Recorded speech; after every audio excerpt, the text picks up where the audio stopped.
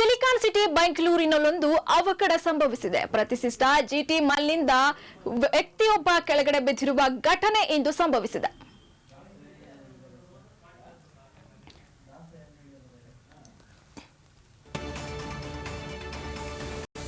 Silicon city ಬೆಂಗಳೂರಿನಲ್ಲಿ ಒಂದು ದುರಂತ ಅವಘಡ ಸಂಭವಿಸಿದೆ. ಪ್ರತಿಷ್ಠಿತ ಜಿಟಿ ಮಾಲ್ನಿಂದ ವ್ಯಕ್ತಿಯೊಬ್ಬ ಬಿದ್ದಿರುವ ಘಟನೆ ಇಂದು ಜಿಟಿ ಮಾಲ್ನಲ್ಲಿ ನಡೆದಿದೆ. ಕಾಲು ಜಾರಿ ಬಿದ್ದು ನೆಲಕ್ಕುರುಳಿದ್ದಾನೆ ವ್ಯಕ್ತಿ. ಕಾಲು ಜಾರಿರೋದೋ ಇಲ್ಲ ಆತ್ಮಹತ್ಯೆಯೋ ಎಂಬ ಗಂಭೀರ ಗಾಯಗೊಂಡಿರುವ ವ್ಯಕ್ತಿ ಸ್ಥಳಕ್ಕೆ ಕೆಪಿ ಅಗ್ರಹಾರ ಪೊಲೀಸರು ಭೇಟಿಯನ್ನ ಮಾಡಿದ್ದಾರೆ. ಸ್ಥಳದಲ್ಲಿ ಉದ್ವಿಗ್ನ ಪರಿಸ್ಥಿತಿ ಕೂಡ ನಿರ್ಮಾಣವಾಗಿದೆ.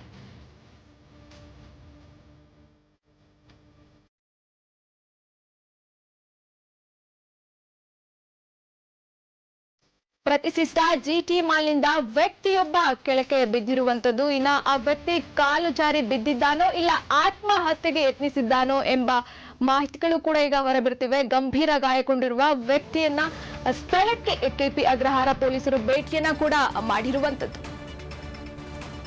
ಬೆಂಗಳೂರಿನ ಮಾಗಡಿ ರಸ್ತೆಯಲ್ಲಿರುವ ಪ್ರತಿಷ್ಠಿತ ಜಿಟಿ ಮಾಲ್ನಲ್ಲಿ ಒಂದು ದುರಂತ ಘಟನೆ ಇಂದು ಸಂಭವಿಸಿದೆ. ವ್ಯಕ್ತಿಯೊಬ್ಬ ಜಿಟಿ ಮಾಲ್ನಿಂದ ಜಾರಿ ಕೆಳಗಡೆ ಬಿದ್ದಿರುವಂತಹ ಘಟನೆ ಇಂದು ಜಿಟಿ ಮಾಲ್ನಲ್ಲಿ ನಡೆದಿರುವಂತದ್ದು. ಆ ವ್ಯಕ್ತಿ ಕಾಲು ಜಾರಿ ಬಿದ್ದಿದ್ದಾನೋ ಅಥವಾ ಆತ್ಮಹತ್ಯೆಗೆ ಪ್ರಯತ್ನ ಮಾಡಿದ್ದಾನೋ ಎಂಬ ಡೌಟ್ಗಳು ಈಗ ಸ್ಟಾರ್ಟ್ ಆಗಿರುವಂತದ್ದು. ಇನ್ನ ಗಂಭೀರ ಗಾಯಗೊಂಡಿರುವ ವ್ಯಕ್ತಿಯನ್ನ ಕೂಡ ಆಸ್ಪತ್ರೆಯಲ್ಲಿ ಚಿಕಿತ್ಸೆಯನ್ನ ನೀಡಲಾಗ್ತಿದೆ. ಸ್ಥಳಕ್ಕೆ ಕೆಪಿ ಅಗ್ರಹಾರ ಪೊಲೀಸರು ಭೇಟಿಯನ್ನ ಕೂಡ ನೀಡಿದ್ದಾರೆ. ಸ್ಥಳದಲ್ಲಿ ಉದ್ವಿಗ್ನ ಪರಿಸ್ಥಿತಿ ಕೂಡ ನಿರ್ಮಾಣ ಆಗಿರುವಂತದ್ದು. ದೃಶ್ಯಾವಳಿಗಳಲ್ಲೂ ಕೂಡ ನೀವು ನೋಡ್ತಿದ್ದೀರಿ. ಆಂಬುಲೆನ್ಸ್ ಕೂಡ ಜಿಟಿ ಮಾಲ್ ಮುಂದೆ ನಿಂತಿರುವಂತದ್ದು. ಆ ವ್ಯಕ್ತಿಗೆ ಗಂಭೀರ ಗಾಯಗಳಾಗಿ ಆಸ್ಪತ್ರೆಗೆ ಕರೆದುಕೊಂಡು ಹೋಗಲು ಆಂಬುಲೆನ್ಸ್ ಕೂಡ ಜಿಟಿ ಮಾಲ್ ಮುಂದೆ ಈಗಾಗಲೇ ನಿಂತಿರುವಂತದ್ದು. ಇನ್ನು ಬೆಳ್ಳಂಬೆಳಗ್ಗೆ ಈ ಘಟನೆ ಸಂಭವಿಸಿರುವುದು. ಆತ ಜಾರಿ ಬಿದ್ದಿದ್ದಾನೋ ಇಲ್ಲ ಆತ್ಮಹತ್ಯೆಗೆ ಅಲ್ಲಿ ಪ್ರಯತ್ನವನ್ನ ಮಾಡಿದ್ದಾನೋ ಎಂಬ ಪ್ರಶ್ನೆಗಳು ಕೂಡ ಈಗ ಉದ್ಭವ ಆಗ್ತಿದ್ದಾವೆ.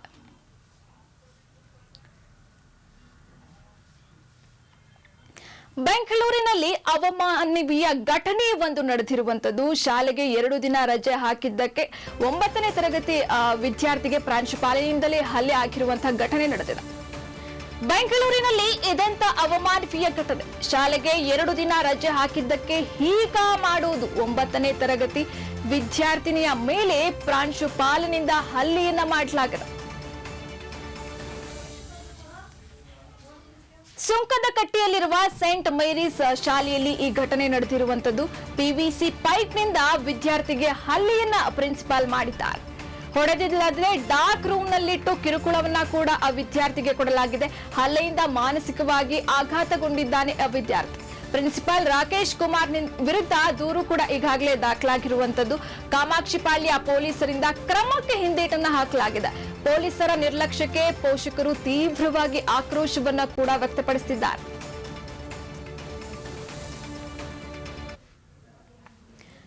ಇನ್ನೇನು ಶಾಲೆಗೆ 2 ದಿನ ರಜೆ ಹಾಕಿದ್ದಕ್ಕೆ 9ನೇ ತರಗತಿಯ ವಿದ್ಯಾರ್ಥಿಯ ಮೇಲೆ ಪ್ರಾಂಶುಪಾಲನಿಂದ ಹಲ್ಲೆಯನ್ನ ಮಾಡಲಾಗಿದೆ. ಸುಂಕದಕಟ್ಟೆಯಲ್ಲಿರುವ ಸೇಂಟ್ ಮೇರೀಸ್ ಶಾಲೆಯಲ್ಲಿ ಆ ವಿದ್ಯಾರ್ಥಿನಿಗೆ ಹಲ್ಲೆಯನ್ನ ಮಾಡಿ ಮಾನಸಿಕವಾಗಿ ಕೂಡ ಡಾರ್ಕ್ ರೂಮ್ ನಲ್ಲಿ ಕೂಡಿಟ್ಟು ಕಿರುಕುಳವನ್ನ ಕೂಡ ಕೊಡಲಾಗಿದೆ. ಹಲ್ಲೆಯಿಂದ ಮಾನಸಿಕವಾಗಿ ಆ ವಿದ್ಯಾರ್ಥಿ ಆಘಾತಗೊಂಡು ಪ್ರಿನ್ಸಿಪಲ್ ರಾಕೇಶ್ ವಿರುದ್ಧ ಕೂಡ ಈಗಾಗಲೇ ದೂರು ದಾಖಲಾಗಿದೆ. ಆದರೆ ಕಾಮಾಕ್ಷಿಪಾಳ್ಯ ಪೊಲೀಸರಿಂದ ಕ್ರಮವನ್ನ ತೆಗೆದುಕೊಳ್ಳಲು ಹಿಂದೇಟು ಆಗ್ತಿದ್ದಾರೆ. ಅದೇ ಕಾರಣಕ್ಕಾಗಿ ಪೊಲೀಸರ ನಿರ್ಲಕ್ಷ್ಯಕ್ಕೆ ಪೋಷಕರು ತೀವ್ರವಾಗಿ ಆಕ್ರೋಶವನ್ನ ಕೂಡ ವ್ಯಕ್ತಪಡಿಸಿದ್ದಾರೆ.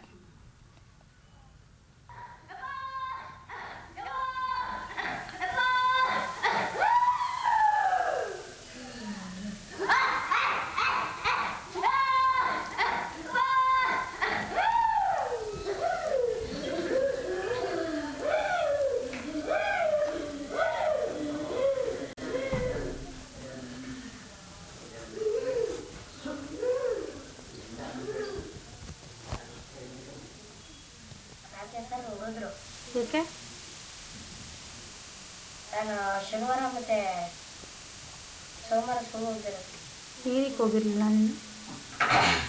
ಶನಿವಾರ ನಾನು ಮೆಟ್ಲ ಮೇಲೆ ಇನ್ನೊಂದು 4 ಮೆಟ್ಲಿಗೆ ಹೋಗಿ ಬಿದ್ಬಿಟ್ಟೆ. ಸೋಮವಾರ ಅದಾದಮೇಲೆ ಮಂಗಳವಾರ ಬೆಳಗ್ಗೆ ನಾನು ಸ್ಕೂಲ್ಗೆ ಹೋದೆ. ಫಸ್ಟ್ ಪೀರಿಯಡಲ್ಲಿ ಚಂದ್ರಿಕಾ ಮ್ಯಾಮು ನಾನು ಹೋಗಿದ ತಕ್ಷಣ ಸ್ಟ್ಯಾಂಡಪ್ ಅಂದರು. ಸ್ಟ್ಯಾಂಡಪ್ ಅಂದಾದ್ಮೇಲೆ ನನಗೆ ಜಾಮೆಟ್ರಿ ತಗೊಂಡು ಪಟ ಪಟ ಪಟ ಪಟ ಪಟ ಅಂತ ಹೊಡೆದು ಬಲ್ಗಡೆ ಕೆನ್ನೆಗೆ. ಇದು ಊದ್ಕೊಂಡ್ಬಿಟ್ಟೈತೆ ಬಲ್ಗಡೆ ಕೆನ್ನೆ. ಅದಾದ್ಮೇಲೆ ಯಾಕಮ್ಮ ಹತ್ರ ಅದಿ. ಅದಾದ್ಮೇಲೆ ಇದು ಆಫೀಸ್ ರೂಮ್ ಒಳಗೆ ನೂಕಿದ್ರು. ನೂಕಾದ ಗಾಂಜಾ ಮಾಡ್ತಾ ಇದ್ದಾನೆ ಮಗು, ಅದಕ್ಕೋಸ್ಕರ ಹೊಡೆದೆ ಅಂತ ಹೇಳ್ತಾ ಇದಾರೆ. 9 ವರ್ಷದ ಹುಡುಗ ಎಲ್ಲಾದ್ರೂ ಗಾಂಜಾ ಮಾಡುತ್ತಾ ಸರ್? ಹಾಗಾದ್ರೆ ಅವರೇ ತಂದ್ಕೊಡ್ತಾ ಇದ್ದಾರೆ, ರಾಕೇಶ್ ಕುಮಾರ್ ಅವರೇ ತಂದ್ಕೊಡ್ತಾ ಇದ್ದಾರೆ ಮಗುಗೆ ಗಾಂಜಾ ಮಾಡು ಅಂತ ಹೇಳ್ಬಿಟ್ಟು. ಇಲ್ಲ ಅಂದ್ರೆ ಇವಾಗ ಪ್ರೂಫ್ ಮಗು, ನಮ್ಮ ಮಗು ಏನ್ ಮಾಡಿದ್ಯಾ, ನಮ್ಮ ಮಗು ಮೇಲೆ ಏನ್ ಆರೋಪ ಮಾಡ್ತಾ ಇದ್ದಾನೋ ಗಾಂಜಾ ಮಾಡ್ತಾ ಇತ್ತು ಅಂತ ಹೇಳ್ಬಿಟ್ಟು ಪ್ರೂಫ್ ನ ತೋರಿಸ್ಬಿಟ್ಟು ಅದೇನಿದೆ ಎವಿಡೆನ್ಸ್ ನ ತೋರಿಸಿ, ಆಮೇಲೆ ಮಗು ಮೇಲೂ ಅದು ಮಾಡ್ತಾ ಇರೋದೇ ನಿಜ ಆಯ್ತು ಅಂದ್ರೆ ಕ್ರಮ ತಗೊಳ್ಳಿ. ಇಲ್ಲ ಅಂದ್ರೆ ಮಾಡಿಲ್ಲ ಅನ್ನೋದೇ ನಿಜ ಆಯ್ತು ಅಂದ್ರೆ ಅವ್ನು ಸ್ಕೂಲ್ ಮುಚ್ಚಾಕ್ಬೇಕು. ಹೌದು, ಒಂದು ತರ ಕೂಡ ಯಾವುದೇ ತರ ಕ್ರಮ ತಗೊಂಡು ನಮ್ಗೆ ಯಾವುದೇ ತರ ಕ್ರಮ ನಾವು ತಗೊಂಡ್ ಬಂದಿಲ್ಲ. ಈ ತರ ಹೊಡಿತಾ ಇದೀವಿ, ಈ ತರ ಕೂಡಾಕ್ತಾ ಇದೀವಿ ಮಗುನ ಕತ್ಲೆ ಕೋಣೆ ಒಳಗಡೆ ಅಂತ ಹೇಳ್ಬಿಟ್ಟು ಏನು ಕೂಡ ನಮ್ಗೆ ಯಾವ್ದು ಹೇಳಿಲ್ಲ ಸರ್. 2 ದಿನ ಹೋಗಿಲ್ಲ ಅನ್ನೋ ರೀಸನ್ಗೋಸ್ಕರ ಈ ತರ ಎಲ್ಲ ಇದ್ ಮಾಡಿದ್ದಾರೆ. 50 ಸ್ಕೂಲಿಗೆ ಹೋಗಿಲ್ಲ ಅವ್ರು, 2 ದಿವಸ ಸ್ಕೂಲಿಗೆ ಹೋಗಿಲ್ಲ ಸರ್. ಶನಿವಾರ ಮತ್ತೆ ಸೋಮವಾರ ಸ್ಕೂಲಿಗೆ ಹೋಗಿಲ್ಲ. ಅವನಿಗೆ ಹೆಲ್ತ್ ಇಶ್ಯೂ ಇತ್ತು, ಅದಕ್ಕೋಸ್ಕರ ನಾವು ಶನಿವಾರ ಸೋಮವಾರ ಸ್ಕೂಲ್ಗೆ ಹೋಗೋದಕ್ಕೆ ಆಗಿರ್ಲಿಲ್ಲ. ಹೆಚ್ಚಿನ ಡೀಟೇಲ್ಸ್ ಅನ್ನ ನಮ್ಮ ಪ್ರತಿನಿಧಿ ಪುಷ್ಪರಾಜ್ ಅವರು ದೂರವಾಣಿ ಸಂಪರ್ಕದಲ್ಲಿ ನೀಡ್ತಾರೆ. ಪುಷ್ಪರಾಜ್, ಏನು 9ನೇ ತರಗತಿಯ ವಿದ್ಯಾರ್ಥಿನಿಯಿಂದ ಪ್ರಾಂಶುಪಾಲಿನಿಂದಲೇ ಹಲ್ಲೆಯನ್ನ ಮಾಡಲಾಗಿರುವಂತದ್ದು, 2 ದಿನ ಶಾಲೆಗೆ ರಜೆ ಹಾಕಿದ್ದಕ್ಕೆ, ಇದ್ರ ಬಗ್ಗೆ ಹೇಳದಿದ್ರೆ? ಲಾವಣ್ಯ, ತುಂಬಾ ಅಮಾನವೀಯದಂತ ಪ್ರಕರಣ ಅಂತ ಹೇಳಿ ಕೂಡ ತಪ್ಪಾಗ್ಲಿಕ್ಕಿಲ್ಲ. ಇದು ವಿದ್ಯಾರ್ಥಿಗಳ ಮೇಲೆ ಇತ್ತೀಚಿನ ದಿನಗಳಲ್ಲಿ ಶಿಕ್ಷಕರು ಹಲ್ಲೆ ಮಾಡುವಂತ, ಅವ್ರನ್ನ ದೌರ್ಜನ್ಯಕ್ಕೊಳಪಡಿಸುವಂತ ಪ್ರಕರಣಗಳು ಸರ್ವೇ ಸಾಮಾನ್ಯವಾಗಿದೆ. ಇದೇನ್ ಮೊದಲನೇ ಪ್ರಕರಣ ಅಲ್ಲ, ಅಲ್ಲದೆ ಕೊನೆ ಆಗುವಂತ ಪ್ರಕರಣ ಕೂಡ ಅಲ್ಲ. ಆದ್ರೆ ಟ್ರಾಜಿಡಿ ಏನು ಅಂತ ಹೇಳಿದ್ರೆ, ಇಷ್ಟು ಸೆನ್ಸಿಟಿವ್ ಇರುವಂತ ಸಿಚುವೇಶನ್ ಅಲ್ಲಿ ಮಕ್ಕಳನ್ನ ಯಾವ ರೀತಿ ಹ್ಯಾಂಡಲ್ ಮಾಡ್ಬೇಕು ಅನ್ನೋಂತ ಒಂದು ಕನಿಷ್ಠ ಪರಿಜ್ಞಾನನು ಕೂಡ ಶಾಲೆಯನ್ನ ನಡೆಸುವಂತವ್ರ ಮ್ಯಾನೇಜ್ಮೆಂಟ್ಗಾಗ್ಲಿ ಅಥವಾ ಅಲ್ಲಿ ಕೆಲಸ ಮಾಡ್ತಿರುವಂತ ಶಿಕ್ಷಕರಿಗೆ ಇಲ್ಲದೆ ಹೋಯ್ತಲ್ಲ ಅನ್ನುವಂಥದ್ದೇ ದುರಾದೃಷ್ಟಕರ ವಿಚಾರ. ಈ ಒಂದು ಪ್ರಕರಣ ಏನಿದೆ, ಒಂದು ಚುಂಕನಕಟ್ಟೆ ವ್ಯಾಪ್ತಿಯಲ್ಲಿರುವಂತ ಒಂದು ಖಾಸಗಿ ಶಾಲೆ, ಇದು ಪ್ರತಿಷ್ಠಿತ ಖಾಸಗಿ ಶಾಲೆ. ಆ ವ್ಯಾಪ್ತಿಯಲ್ಲಿ ಸಾವಿರಾರು ವಿದ್ಯಾರ್ಥಿಗಳು ಶಾಲೆಯಲ್ಲಿ ಓದ್ತಿದ್ದಾರೆ ಅಂತ ಹೇಳಲಾಗ್ತಾ ಇದೆ. ಈ ಶಾಲೆಯಲ್ಲಿ ಓದ್ತಿರುವಂತ 9ನೇ ತರಗತಿಯಲ್ಲಿ ಓದ್ತಿರುವಂತ ವಿದ್ಯಾರ್ಥಿ ಈಗೇನ್ ಆಪಾದನೆ ಮಾಡ್ತಾ ಇದ್ದಾರೆ ಪೋಷಕರು, ತಮ್ಮ ಮಗುವಿನ ಮೇಲೆ ಮುಖ್ಯೋಪಾಧ್ಯಾಯರು, ಶಿಕ್ಷಕರಲ್ಲ, ಹೆಡ್ ಮಾಸ್ಟರೇ ದೌರ್ಜನ್ಯ ಮಾಡಿದ್ದಾರೆ ಅನ್ನುವಂತ ಒಂದು ಆಪಾದನೆ ಗಂಭೀರ ಆಪಾದನೆ ಮಾಡ್ತಾ ಇದ್ದಾರೆ. ಇದು ನಿಜಕ್ಕೂ ಕೂಡ ಪ್ರತಿಯೊಬ್ಬರು ಗಂಭೀರವಾಗಿ ಪರಿಗಣಿಸಬೇಕಾದಂತ ವಿಚಾರ. ಈ ಪ್ರಕರಣದಲ್ಲಿ, ಮೇಲ್ಕಂಡ ಪ್ರಕರಣದಲ್ಲಿ ಪೋಷಕರು ಆಪಾದಿಸುವಂತ ಪ್ರಕಾರ ಅವರ ಮಗ 2 ದಿನದಿಂದ ಸ್ಕೂಲಿಗೆ ಹೋಗಿರ್ಲಂತೆ. ಸ್ಕೂಲಿಗೆ ಹೋಗಿಲ್ಲ ಅಂತ ಹೇಳಿದ್ರೆ ಏನೋ ಒಂದು ಜೆನ್ಯೂನ್ ರೀಸನ್ ಇದ್ದೇ ಇರುತ್ತೆ. ಆ ರೀಸನ್ ಏನು ಅನ್ನೋದನ್ನ ತಿಳ್ಕೊಳ್ಳುವಂತ ಪ್ರಯತ್ನವನ್ನ ಮುಖ್ಯೋಪಾಧ್ಯಾಯರು ಮಾಡ್ಬೋದಿತ್ತು. ಆದ್ರೆ ಅದನ್ನ ಮಾಡದೆ ಯಾಕೆ ಬಂದಿಲ್ಲ, ಬೇಕಂತ ರಜಾ ಹಾಕಿದ್ಯಾ ಇಲ್ಲಿ ಅನ್ನುವಂತ ಒಂದು ಸಿಟ್ಟಲ್ಲಿ ಆ ವಿದ್ಯಾರ್ಥಿಯನ್ನ ಥಳಿಸಿದ್ದಾರೆ ಅನ್ನುವಂತ ಆಪಾದನೆಯನ್ನ ಪೋಷಕರು ಮಾಡ್ತಾ ಇದ್ದಾರೆ. ಥಳಿಸಿದ್ದಾರೆ ಅನ್ನುವಂಥದ್ದು ಆಪಾದನೆ ಜೊತೆಗೆ ಅವ್ರು ಮಾಡ್ತಿರುವಂತ ಮತ್ತೊಂದು ಗಂಭೀರ ಆಪಾದನೆ ಏನು ಅಂತ, ಡಾರ್ಕ್ ರೂಮ್ ನಲ್ಲಿ 2 ದಿನಗಳ ಡಾರ್ಕ್ ರೂಮ್ ನಲ್ಲಿ ಆ ಹುಡುಗನ ಇಟ್ಟಿದ್ರಂತ. ಇಟ್ಬಿಟ್ಟು ಅವ್ರನ್ನ ಎದುರಿಸುವಂತ ಪ್ರಯತ್ನವನ್ನ ಮಾಡಿದ್ರೆ. ಈಗ ಹೊಡೆದಿರುವಂತದ್ದೇ ಮೊದಲನೇ ದೊಡ್ಡ ಅಪರಾಧ. ಅದ್ರ ನಡುವೆ ವಿದ್ಯಾರ್ಥಿಗಳು, 9ನೇ ತರಗತಿ ವಿದ್ಯಾರ್ಥಿಗಳಂದ್ರೆ ಅವರ ಮನಸ್ಸು ಬುದ್ಧಿನೂ ಕೂಡ ಬೆಳೆದಿರೋದಿಲ್ಲ. ಒಂದು ಕತ್ತಲು ಅಂತ ಹೇಳಿದ್ರೆ ಅದ್ರಲ್ಲಿ ಭಯಗಳು ಅಂತ ವಾತಾವರಣ ಇರ್ತದೆ.